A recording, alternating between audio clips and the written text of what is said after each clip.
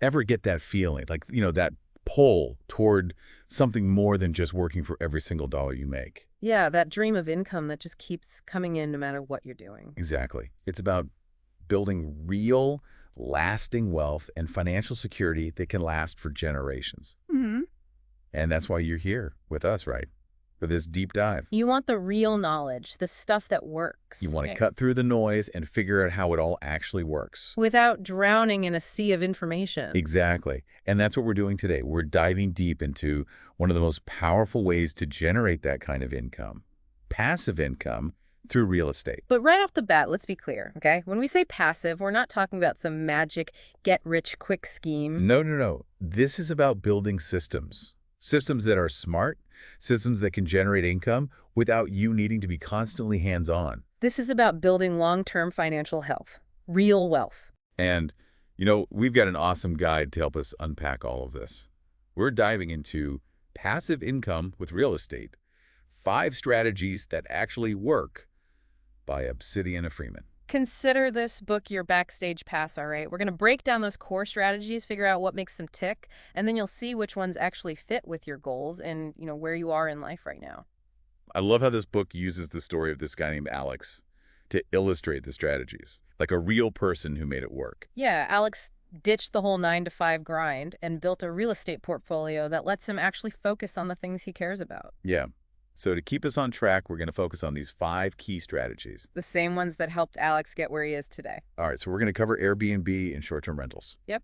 Then we'll move on to the classic rental properties. Then we'll shift gears and talk about REITs, which are real estate investment trusts. After that, we'll explore the world of real estate syndications. And last but not least, we'll wrap up with a look at seller financing. Sound good? Let's jump right in.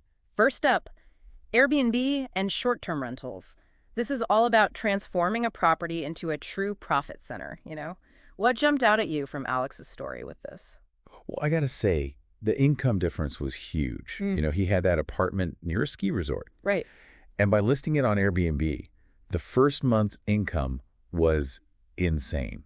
Like 3 times what he would have gotten with a normal long-term lease. Yeah, you can see the appeal right away. Higher monthly cash flow, that's what we're talking about. But how does it actually work? Well, you're tapping into a whole different market. Tourists, business travelers, people who need a place for a short while. And they're willing to pay a premium for that flexibility, for those amenities. But I bet some of you are thinking, hold on, isn't that a ton of work? Right. How do you make it passive? That's the key. And that's exactly what Alex figured out. He hired a property management company. They're basically like an Airbnb co-host. They handle everything. All the guest communication, cleaning between stays, all that logistical stuff. And you know what else? There's all this amazing technology available now, right? You can automate bookings and really streamline everything. So Alex took himself out of the equation.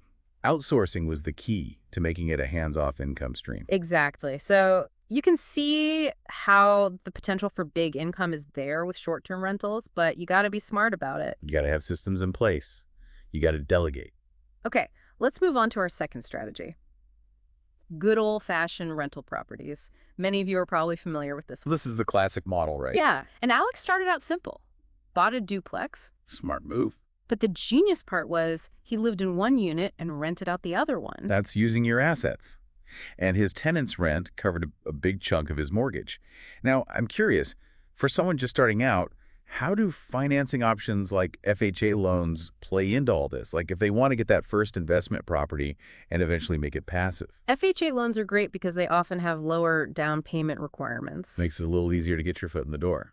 Especially for those first-time investors, right? So yeah, they can get that property rented out, maybe partially at first, like Alex did. And then later on, they can rent out the whole thing. It's all about taking those steps to build your rental portfolio. And with traditional rentals, you get that consistent, predictable income from your tenants. Plus, your property value probably goes up over time. That's equity. That's wealth building.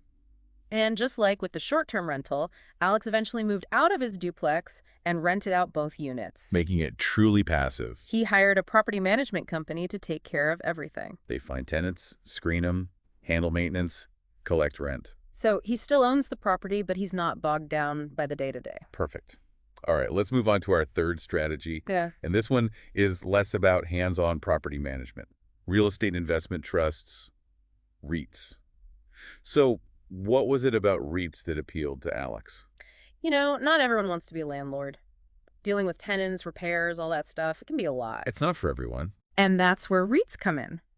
Alex decided to invest in these companies that own and manage different types of income-producing real estate. Think apartment buildings, shopping centers, even things like data centers and cell towers. So basically, you buy shares in a REIT. You become a part owner, right? Yeah, a fractional owner of a large, diverse real estate portfolio. And you get exposure to the real estate market and a share of the profits without dealing with any of the headaches of property ownership. It's brilliant. And those profits usually come in the form of dividends. Now, within REITs, you've got different types, right? Like residential, commercial, and even mortgage REITs. Each with its own risk and potential reward, of course. Exactly. So like mortgage REITs can give you a higher yield, but they might be more sensitive to things like interest rate changes. So you got to factor in your investment timeline and how much risk you're comfortable with. And the best part, making it passive is super easy. You just buy shares of the REIT through your brokerage account, same as you would with any stock. The REIT company handles absolutely everything. Buying properties, managing them, maintenance, the whole 9 yards. You just sit back and collect those dividend payments. So we've talked about direct property ownership, but now let's say you're looking for even bigger returns than traditional REITs can offer, but you still want to keep it hands-off. This is where real estate syndications come in. It's our fourth strategy. So how did Alex get involved in this? Well, Alex had his eye on bigger investments. Think like entire apartment complexes. Those require a ton of capital, though. And that's where real estate syndications come in. It's basically a group investment. You pool your money together with other investors and buy those large, high-value properties. Now, there's a professional syndicator who's usually a team of experienced people. They do all the work. They find the investment opportunities, manage the property, everything. It's a way to get into those potentially lucrative large-scale deals without needing to manage anything yourself. You're leveraging the expertise and the capital of a group. Exactly. So for Alex, this meant he could put in his investment capital, then just sit back and receive his share of the profits as the property made money and went up in value. From the investor's perspective, it's mostly passive. You put in the money, the syndicator handles the rest. Now, for our fifth and final strategy, we're looking at seller financing. This one's a little less known, but it's really fascinating. So what did Alex do here? Okay, so imagine this. Instead of selling a property the traditional way, finding a buyer who gets a mortgage from a bank, Right. Alex decided to become the bank himself. He offered seller financing. So his buyer made their mortgage payments directly to him. Exactly. Alex essentially transitions from being a landlord to being a lender. And why does this work? Because it creates a constant stream of cash flow without all those landlord responsibilities. The buyer's responsible for maintenance, property taxes, insurance. But here's the catch. You absolutely have to vet the buyer carefully. Just like a bank would, right? Make sure they're financially solid. You need solid legal agreements in place, too. Protect your investment. Absolutely. And to make it truly passive, you got to set it up right from the beginning. The book stresses the importance of working with a real estate attorney. Get that financing agreement structured correctly. And then set up automatic payments. Then you just receive those regular monthly payments. Awesome. So we've covered 5 distinct paths to passive income through real estate. Now it's time for some self-reflection. Time for you, our listeners, to think about how this applies to you. Exactly. What are your personal goals? The author poses some key questions that I think are really valuable. The first one is, which of these strategies actually fits your financial situation right now? Where are you starting from? Do you have a lot of capital to invest? Your current financial resources are going to play a big role in figuring out which strategies you can actually use right now.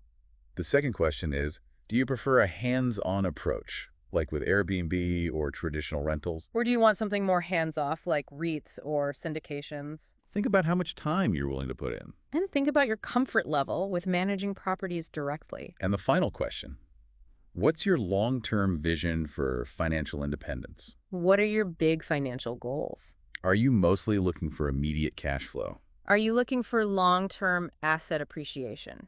Or maybe a mix of both? Your overall financial objectives are going to guide you toward the strategies that will help you achieve them. And like the author says, there's no one right answer. No single best approach for everyone. It all comes down to your individual situation, your goals, and your risk tolerance. But the big takeaway here is the potential for your money to actually work for you. Imagine a future where your investments are funding your lifestyle, giving you freedom and security. Imagine building a legacy for your family. And you don't have to wait to start building that future. The author says taking that first step today is crucial. So what can you do right now? Well, start by researching REITs and real estate syndications. Really understand how they work. Look into different financing options. Even the mention of FHA loans, although we didn't go into detail today, shows how important it is to know what's available to you. And if you're thinking about selling a property, learn about seller financing. It might open up a whole new set of possibilities. And lastly, take some time to really analyze the potential of short-term rentals in your area. Crunch those numbers, see if it makes sense for you. The sooner you take action, the sooner you'll reap the rewards. And your future self will thank you for it. Now, here's something else to think about. Think beyond these specific strategies. Think about the ripple effect.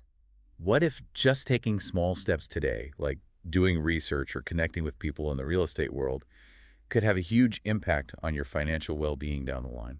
What unexpected opportunities might pop up once you start on this journey? It's exciting to think about. It really is.